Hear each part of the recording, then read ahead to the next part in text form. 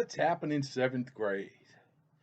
Here we are on this beautiful day. I've kind of changed my angle a little bit. You can see my beautiful avocado tree behind me with no avocados on it. So, hey, I hope you're having a great day. Make sure to check out the announcements. They sent you a text message. You can listen to the student council every morning giving you those beautiful announcements that we look forward to every morning. So, today, let's talk about feudalism and the manor system. Okay. Well, let's look at feudalism. Feudalism was, because it's no longer in existence, we don't utilize it, was a political and economic system based on land ownership and military allegiance. Okay. Under this system, land kind of replaced money. And so land was their main currency per se. The system was served as a method of providing defense and security for the big kings, landowners that existed, and that kind of went back from the Roman Empire and has since blossomed into something further um, for everybody from the top to the bottom. Because if you look at feudalism, it comes in a triangle, right?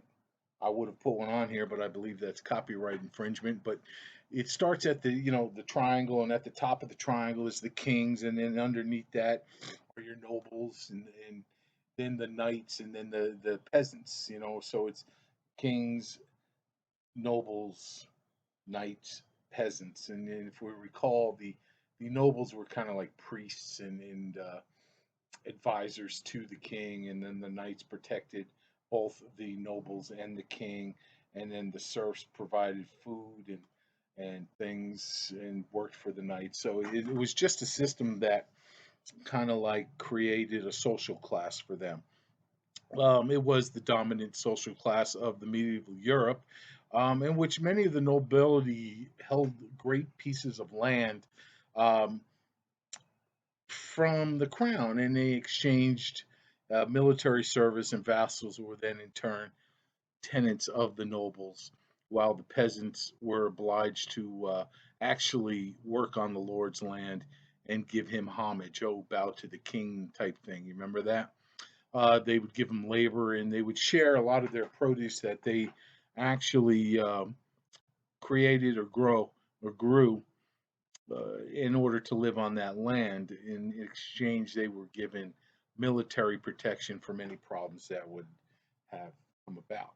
The long stretch of time between the 5th and 12th century was about the era that feudalism existed. And if you look at it, the feudal system are kind of like monikers that after the period to which they were applied to. So they refer to what those who invented them perceived as the most significant and distinctive characteristics of the early and central Middle Ages.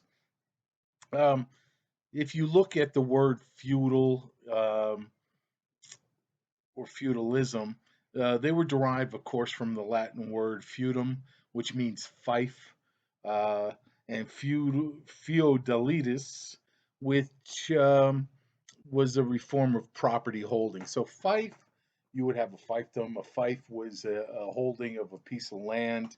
Um, so these kingdoms or fiefs emerge as the effective unit of government. So the fiefdoms actually controlled the government. Fiefs still existed up until the 17th century when the feudal model um, was developed. At the time, the fief was a piece of property. It was usually land. At the time, it meant that the land was worked for a piece of service of some sort, which included military duties. In turn, the fief holder swore fidelity to the person who held the fief. That didn't make any sense. The fief holder swore fidelity to the person who owned the fief. How's that? Sound better? And they were called the lords or the kings at that time. So the this went on until Parliament was actually um, brought about, and actually a little bit after that, Parliament abolished um, feudalism in 1645, and that was around the after the Restoration by Charles II in 1660. So medieval feudal system was kind of characterized by the absence of public authority. Um, Local lords were the administrators, and central government's general disorder and conflict seemed to, um, I guess, seem to kind of like tell you exactly what life was like during the feudalistic society. Uh, the vassals, they were, just tied to the land, tied to obligation, tied to serfdom, and the Lord's obligation was just to protect them and respect their vassals. So, like I said before, it was a pyramid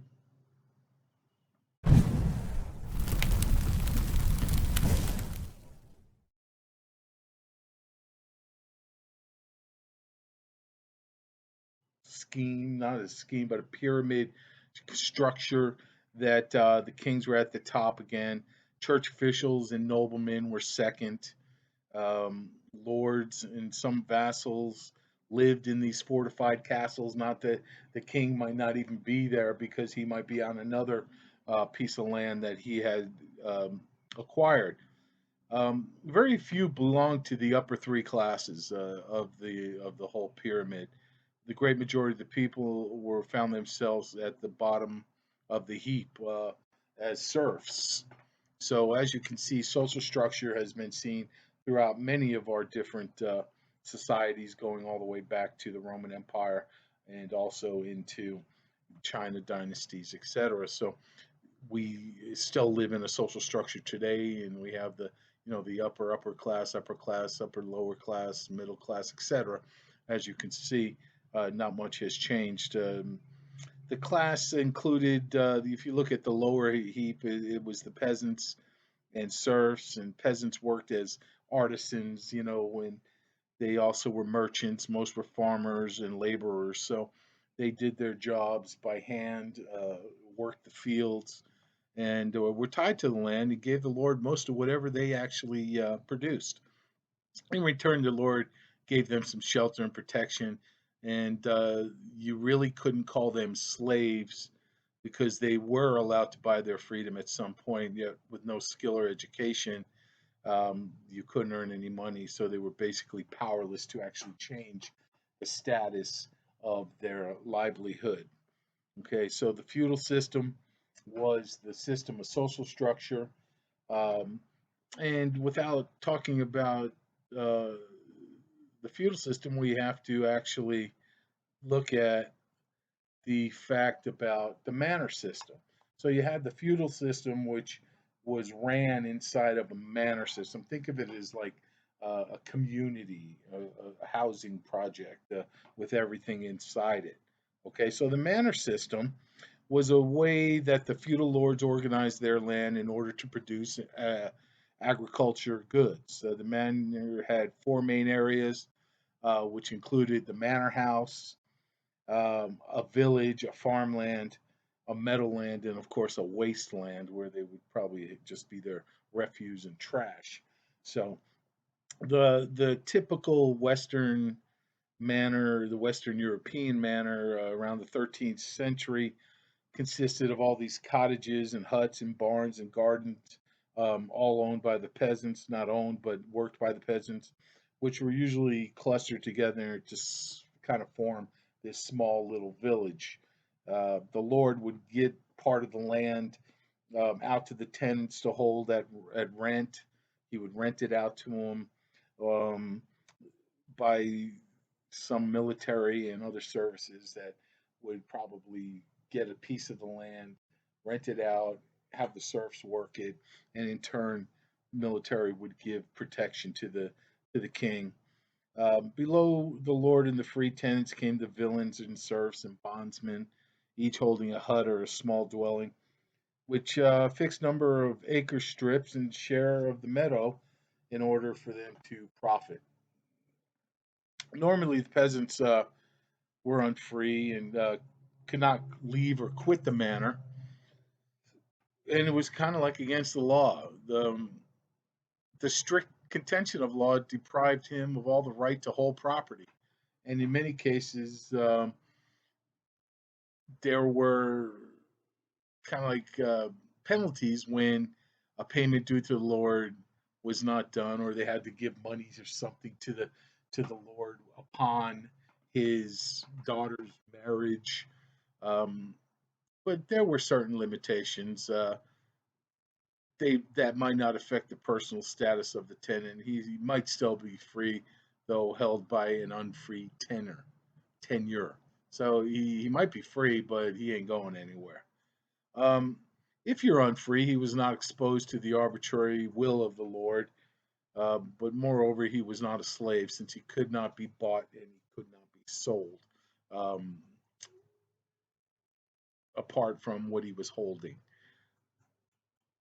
In the services due from him, the villain paid for his holding in money and labor and an agrarian produce. Um, Money he paid was a small fixed rent, known as rent then, I guess. I don't know what it was called back then, but he would pay his rent, and in labor, he paid more heavily. Week by week, he was required to come up with his own plow, his own ox, his own tools.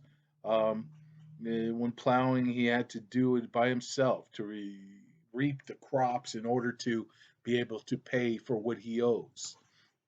Uh, so the manor system, when you look at it, it was the lands of a manor in the Middle Ages, generally covered about 1,200 to 1,600 acres, and a lord often owned several manors in different places around the country. The manor was his domain, like your bedroom is your domain. This is my domain. Food grown near the manor was destined for the lord. The rest of the land was divided into strips that the peasants rented from the lord and kind of put little, squares, and this was where they farmed. Peasant strips usually were about a half acre. So out of that 1,200 acres, each peasant got about a half acre. And they were spread all over the manor and separated by dirt. Meadows and forests were common land. Peasants could use some of the land to graze their farm animals in. So any of the forest area or non strips of land that peasants owned, they were common areas used for whatever the peasant needed outside of their job. Farm animals were, the sheep and the cow, and they could cut only a certain amount of hay every time to feed their animals, and therefore they used the rest to kind of heat their buildings. So, as you can see, deforestation was probably occurring quickly in each of the manors. Life for peasants and serfs on the manor, it was hard, man. Their average lifespan was 30 years. So they lived up to 30 years. That's crazy. And that was if they survived being a kid, being a child, because it was very hard on them. One out of six kids did not actually survive childhood, um, which is crazy. Those who did make it to adulthood spent their lives performing hard physical labor, um, usually on a diet of bread, cheese, and vegetables. Peasants and serfs did get time off though, so they got a little vacation. Um, Usually on a Sunday, so they could go to mass or services, and usually on a holiday, such as Christmas or anything of that sort. On occasion, if the Lord would have let you, you could always petition him to go to a farmer's market or leave the manor to go to deal with some business, but that was very few and far between times.